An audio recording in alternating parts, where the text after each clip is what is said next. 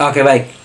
Alhamdulillah sampailah kita pada video pembelajaran rangkaian yang keempat tentang isu pemberdayaan masyarakat. Ya. Kali ini kita bicara dari dimensi manusianya. Bicara pemberdayaan masyarakat, maka subjek utamanya adalah manusia-manusia. Ya. Manusia yang diciptakan oleh Allah Subhanahu wa Ta'ala dengan segala kekuatannya, segala potensinya, segala fitrahnya, ya, yang Allah Subhanahu wa Ta'ala tempatkan mereka pada suatu masa, pada suatu lokasi geografis tertentu, ya. Yang ini fitrah yang tidak bisa manusia pinta, ya. Manusia tidak bisa meminta dilahirkan di zaman tertentu atau di belahan dunia tertentu. Maka ada fitrah manusia, fitrah alam, dan juga fitrah waktu atau zaman, yang kemudian ini merupakan modal besar utama untuk membangun peradaban, ya. Namun faktanya hari ini kita melihat ada penurunan atau degradasi fitrah dari yang harusnya manusia tumbuh mampu sebesar ini. Dengan mereka tidak memiliki limit atas untuk tumbuh dan berkembang, harusnya mereka bisa tumbuh sebesar-besar ini, tumbuh peran peradabannya, tumbuh maksimal di masyarakat, tumbuh bermaslahat di masyarakat. Namun hari ini kita melihat ada penurunan atau degradasi dari beragam kodrat-kodrat atau fitrah-fitrah yang telah diinstal pada manusia bahkan sebelum mereka lahir. Diinstal pada ruhnya yang kemudian dititiskan pada jasad manusia di rahim ibunya, ya. Ada 8 degradasi kodrat. Yang pertama, fitrah beragama atau degradasi kodrat atau fitrah beragama. Agama hari ini hanya dijadikan sebagai sampingan, sebagai isi KTP, sebagai isi identitas dan lain-lain. Belum sepenuhnya, belum 100% menjadi panduan hidup, ya. Padahal kita tahu agama adalah panduan hidup manusia yang hidup di dunia, ya. Namun hari ini agama baru sekedar dijadikan hafalan, sekedar dijadikan petunjuk ibadah, belum menjadi petunjuk hidup yang seharusnya. Dan dampak dari ini banyak sekali, ya. Banyak permasalahan yang muncul akibat agama tidak benar-benar dijadikan pedoman hidup. Ini degradasi yang pertama. Yang kedua, degradasi fitrah belajar. Manusia dilahirkan sebagai pembelajar, baby born genius. Setiap bayi lahir dengan kapasitas otak yang jenius, yang luar biasa, ya. Namun demikian, beragam peristiwa terjadi sehingga terdegradasi fitrah belajar ini. Manusia menjadi tidak lagi bersemangat belajar, ya. Persekolahan itu bukan menjadi ajang belajar, hanya sekedar menjadi ajang mencari nilai. Betapa banyak siswa-siswa yang belajar hanya mengejar nilai, sekedar lulus, sekedar tidak turun kelas, dan lain-lain. Tapi tidak bergairah untuk mengulang kembali pelajarannya, memurojaah, mengulang-ulang kembali perkataan guru. Begitu keluar kelas, pikiran di dalam kelas sudah dilupakan, mengejar yang lain, langsung main game, dan lain-lain. Artinya menurun fitrah, gairah belajarnya, gitu, ya. Gairah untuk belajar, menemukan ilmu, menghasilkan kebaruan-kebaruan, inovasi bagi masyarakat, itu seakan-akan sudah luntur dan hilang, ya. Belajar hanya mengejar nilai. Ini permasalahan yang terjadi di masyarakat yang perlu menjadi concern seorang empowering profession yang akan turun ke masyarakat. Jadi kita tidak hanya melihat sesuatu yang terlihat oleh mata saja ketika di masyarakat, namun kita mencoba menyelami bagaimana gairah belajar anggota masyarakat di mana kita turun tersebut. Karena ini masalah besar. Ketika gairah belajar ini terus turun, maka manusia menjadi berkurang ilmunya, berkurang panduan hidupnya, berkurang hal-hal yang menjadi pedoman untuk menata laksana hidupnya. Sehingga mudah terombang-ambing oleh segala ideologi yang muncul menerpa dia. Selanjutnya, fitrah atau kodrat bakat. Manusia lahir dianugerahi dengan bakat yang luar biasa, disesuaikan dengan bentuk tubuhnya, dengan kekuatan tubuhnya, dan lain-lain.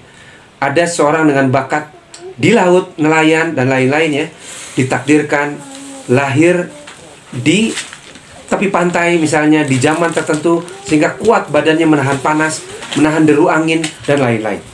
Ya. Artinya apa? Banyak bakat-bakat yang sudah diinstal pada diri manusia ini tidak berkembang dengan baik sampai dengan meninggalnya atau sampai dengan menuju lansianya, ya. Padahal bakat ini adalah sesuatu yang sudah difitrahkan untuk dia mendapatkan penghidupan nantinya. Bakat menunjang pekerjaannya, menunjang kewirausahaannya. Seorang mungkin dianugerahi jago nulis, ya, keahlian dalam memimpin, keahlian dalam masak, mendesain, membangun rumah, mendidik anak-anak, mendidik generasi dan lain-lain. Namun beberapa orang tidak berhasil atau beberapa keluarga tidak berhasil mengeluarkan atau menumbuh kembangkan bakat anak-anaknya sehingga anak tumbuh tanpa mengenali bakatnya bahkan, gitu ya. Selanjutnya adalah kodrat atau fitrah perkembangan, ya. Ini panjang bahasannya, namun pada intinya beberapa sudah dipaparkan di momen-momen yang lain. Anda bisa berdiskusi dengan teman-teman, ya. Ini adalah kesalahan-kesalahan menata tahapan perkembangan manusia, ya. Sehingga beberapa anak itu ditumbuh kembangkan menjadi remaja, bukan menjadi pemuda, bukan menjadi mukalaf atau orang yang sudah menyandang amanah syariat, ya. Ini menimbulkan berbagai permasalahan di masyarakat, ya. Selanjutnya adalah fitrah seksualitas, ya. Betapa banyak orang yang ingin hidupnya sesuai fitrah seksualnya, namun tidak berhasil menahan gempuran dinamika sosial sehingga melenceng fitrahnya. Hari ini Indonesia menghadapi kasus LGBT yang luar biasa yang perlu mendapatkan perhatian khusus. Maka ketika kita masuk ke masyarakat, kita juga mencoba melihat bagaimana kondisi degradasi dari fitrah seksualitas ini. Homoseksualitas, lesbian, transgender dan lain-lain telah meresahkan masyarakat sedemikian rupa hari ini. Kemudian selanjutnya adalah kodrat atau fitrah alam atau keunggulan lokal dan keanekaragaman hayati, ya. Betapa banyak karena penyeragaman proses pendidikan yang terlalu terpusat, yang terlalu mengarus utamakan teknologi pusat, sehingga membuat degradasi kemampuan anak menurun dalam menemukan potensi atau sumber daya di daerahnya, di wilayah dia lahirnya, ya, di wilayah peradabannya, di wilayah alamnya, ya, sehingga kekurangan inovasi untuk mengembangkan potensi lokalnya. Kenapa? Karena anak terlalu belajar inovasi yang terpusat, ya. Tidak diajarkan untuk turun ke daerahnya, turun ke hutan sekitarnya, turun ke alam di sekitar tempat tinggalnya untuk menumbuh kembangkan seluruh potensi yang ada di sana. Selanjutnya adalah degradasi fitrah kearifan dan realitas masyarakat, ya. Hari ini kita melihat proses pendidikan tidak seiring sejalan dengan masalah sosial yang tumbuh. Di samping gedung sekolah di mana anak belajar banyak ilmu, disitulah segudang masalah sosial terjadi.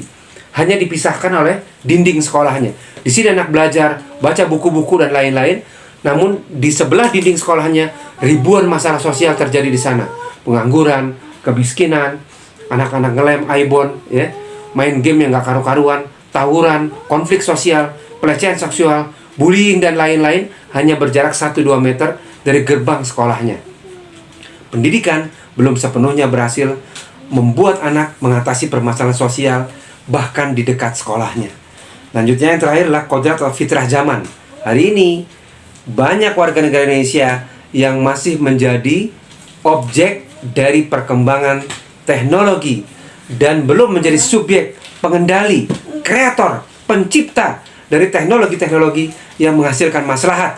Bukan hanya maslahat duniawi, namun juga maslahat akhirat, ya. Sekali lagi kita masih menjadi korban atau objek dari kemajuan teknologi yang itu mengakibatkan kita limbung, nggak tahu arah, sekedar ikut-ikutan dari tren teknologi yang ada. Akibatnya kita kehilangan jati diri.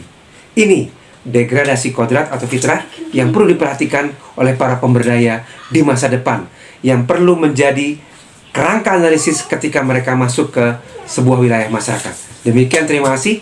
Wassalamualaikum warahmatullahi wabarakatuh.